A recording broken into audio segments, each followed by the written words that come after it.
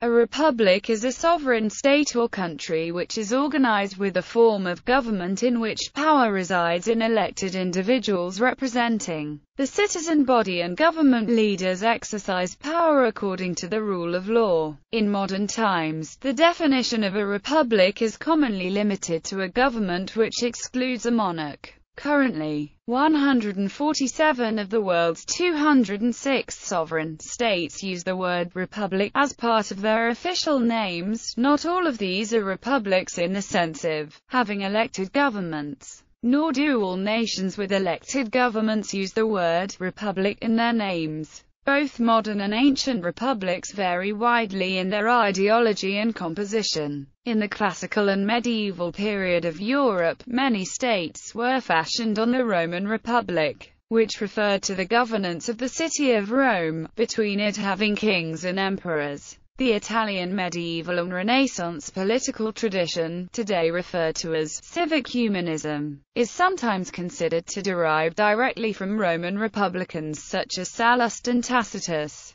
However, Greek-influenced Roman authors, such as Polybius and Cicero, sometimes also use the term as a translation for the Greek politia, which could mean regime generally, but could also be applied to certain specific types of regime which did not exactly correspond to that of the Roman Republic. Republics were not equated with classical democracies such as Athens, but had a democratic aspect. Republics became more common in the Western world starting in the late 18th century, eventually displacing absolute monarchy as the most common form of government. In modern republics, the executive is legitimized both by a constitution and by popular suffrage. Montesquieu included in his work, The Spirit of the Laws, both democracies, where all the people have a share in rule, and aristocracies or oligarchies, where only some of the people rule, as republican forms of government.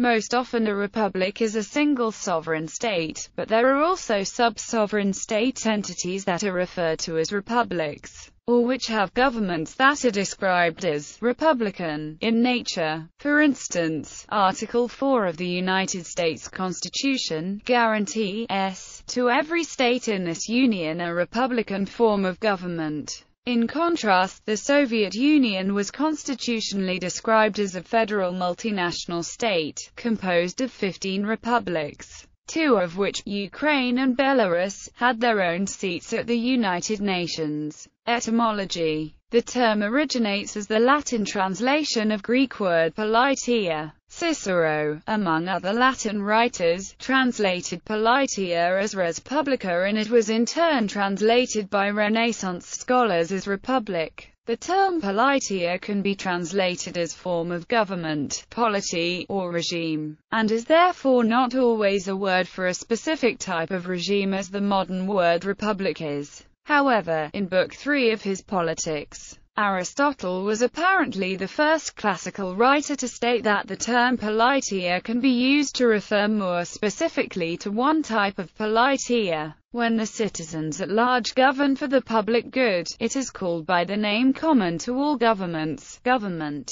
And also amongst classical Latin, the term republic can be used in a general way to refer to any regime, or in a specific way to refer to governments which work for the public good. In medieval northern Italy, a number of city-states had commune or signoria-based governments. In the late Middle Ages, writers, such as Giovanni Villani, began writing about the nature of these states and the differences from other types of regime. They used terms such as libertas populi, a free people, to describe the states. The terminology changed in the 15th century as the renewed interest in the writings of ancient Rome caused writers to prefer using classical terminology to describe non-monarchical states. Writers, most importantly Leonardo Bruni, adopted the Latin phrase res publica, while Bruni and Machiavelli used the term to describe the states of northern Italy, which were not monarchies. The term res publica has a set of interrelated meanings in the original Latin. The term can quite literally be translated as public matter. It was most often used by Roman writers to refer to the state and government, even during the period of the Roman Empire. In subsequent centuries, the English word commonwealth came to be used as a translation of res publica, and its use in English was comparable to how the Romans used the term res publica. Notably, during the protectorate of Oliver Cromwell, the word commonwealth was the most common term to call the new monarchical estate. But the word republic was also in common use. Presently, the term republic commonly means a system of government which derives its power from the people rather than from another basis, such as heredity or divine right. This remains the primary definition of republic in most contexts.